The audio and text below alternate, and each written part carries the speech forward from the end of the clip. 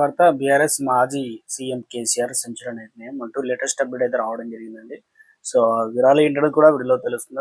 చివరి వరకు చూడండి, అర్థమవుతుంది. మరోసారి ఛానల్ చూస్తే తప్పకుండా సబ్స్క్రైబ్ చేసుకోండి. చూస్తున్నారు కానీ లైక్ చేయడం మర్చిపోతున్నారు. వెంటనే లైక్ చేయండి. వివరాలకైతే వెళ్ళిపోదామండి. అయితే బీఆర్ఎస్ పార్టీ అధికారం కోల్పోయింది. ఇప్పుడు కాంగ్రెస్ పార్టీ అధికారంలో అయితే ఉంది. అయితే ఏంటి, ఇక ఆయన అధికారం లేకపోవచ్చు కానీ ఆయన మాటకున్న పవర్ మాత్రం తగ్గలేదు అంటున్నారు. మరోసారి నిరూపితమైంది. ఎందుకంటే గులాబీ దళపతి మాజీ సీఎం కేసీఆర్ ఒక ఫోన్ కాల్ ఇస్తే చాలు పనులు పరుగులు పెడతాయని సిద్దిపేట జిల్లా కొండపోచమ్మ సాగర్ సాక్షిగా తేలిపోయింది. సారు ఫామ్ హౌస్ కే పరిమితమయ్యారని విమర్శించే ప్రత్యర్థులు ఆయన ఎక్కడున్నా శాంతించగలరని చెప్పేసి కేసీఆర్ తన స్టైల్లో సమాధానం ఇచ్చారు. ఇక్కడ సిద్దిపేట జిల్లా ములుగు మండలంలో కొట్యాల, అల్లీనగర్, అడవి, మస్జిద్, క్షీరసాగర్ ఏదైతే వంటి గ్రామాల్లో వందలాది ఎకరాల పంట పొలాలు నీరు లేక కళ్ళ ముందే ఎండిపోతున్నాయి.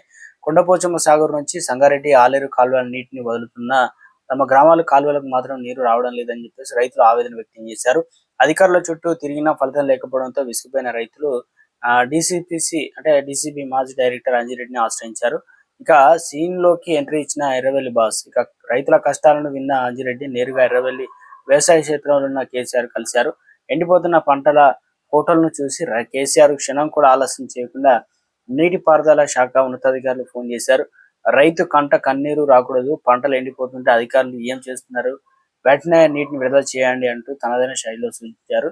ఇక ఇందుకు సంబంధించి ఉట్టిన పరుగులు పెట్టే యంత్రాంగం ఆశ్చర్యకరంగా కేసీఆర్ ఫోన్ చేసి కాసేపటికి అధికారుల యంత్రాంగం చలనం వచ్చింది. అప్పటి వరకు 1,00,000 కారణాలు చెప్పిన అధికారులు మాజీ సీఎం ఆదేశాలు వెంటనే అలర్ట్ అయ్యారు. ఉట్టిన కొండపోచమ్మ సాగర్ నుంచి కాలువలకు నీటి విడుదల చేశారు.